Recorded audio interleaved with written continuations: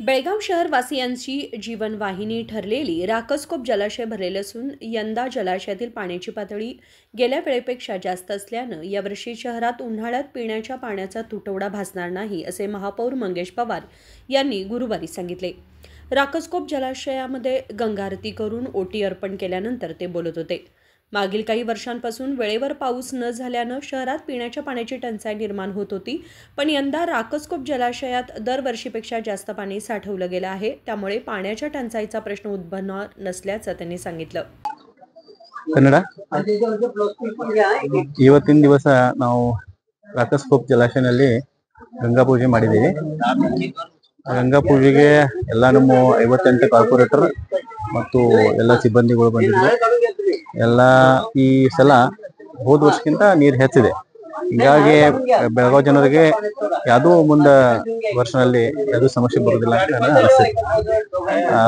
ಹೀಗಾಗಿ ಎಲ್ಲ ಕಾರ್ಪೊರೇಟರ್ಗಳು ಅಥವಾ ಎಲ್ಲ ಸಿಬ್ಬಂದಿಗಳು ಕೂಡ ಈ ಸಲ ನೀರು ತುಂಬಿದ್ದು ನೋಡಿ ಎಲ್ಲರೂ ಖುಷಿ ಮತ್ತು ಜನರಿಗೆ ಈ ಸಲ आश्वासन ಕೊಡ್ತೀವಿ, ಮುಂದಿನ ವರ್ಷ ನೀರಿನ ಕಡಿಮೆ ಬೀಳೋದಿಲ್ಲ।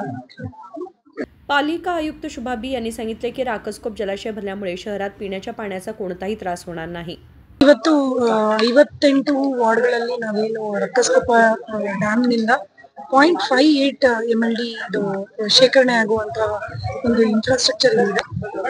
ಇದರ ಒಂದು ಸಂಪೂರ್ಣವಾದ ಲಾಭವನ್ನು ನಾವು ನಮ್ಮ ಜನತೆ ಮತ್ತು ನಮ್ಮ ವಾರ್ಡ್ನಲ್ಲಿರುವ ಸಾರ್ವಜನಿಕರಿಗೆ ನೀಡಬೇಕು ಅಂತ ಹೇಳುವ ಒಂದು ಉದ್ದೇಶದಲ್ಲಿ L&T ಇಂದ ಏನು ವಾಟರ್ ಸಪ್ಲೈ ಪೈಪ್ಲೈನ್ಗಳು ಆಗ್ತಿದಾವೆ, ಈಗ ಆಲ್ರೆಡಿ 2 ವಾರ್ಡ್ ಆಗಿದೆ। ಅಂದ್ರೆ 48 ವಾರ್ಡ್ ಏನು ಅವ್ರಿಗೆ ನಾವು ಕೊಟ್ಟಿದ್ವಿ ಅದನ್ನಂತೂ 2 ವಾರ್ಡ್ ಕಂಪ್ಲೀಟ್ ಮಾಡಿದ್ದಾರೆ।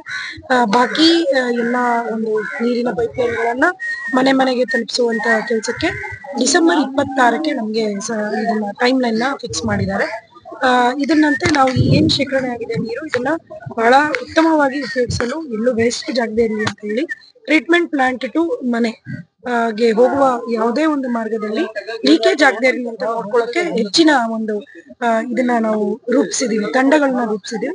ಇದರಿಂದ ಯಾವುದೇ ರೀತಿಯಾದ ಒಂದು ತೊಂದರೆನೂ ಆಗೋದಿಲ್ಲ ಮತ್ತೆ ನೀರನ್ನ ಬಹಳಷ್ಟು उत्तमವಾಗಿ ಉಪಯೋಗಿಸ್ತೀವಿ ಅಂತ ಈ ಒಂದು ಸಂದರ್ಭದಲ್ಲಿ। यावेळी उपमहापौर वाणी जोशी, पालिका विरोधी पक्षनेते सोहेल संगोळी आणि इतर मान्यवर उपस्थित होते। संकल्प शिंदे, KMM मराठी, बेळगाव।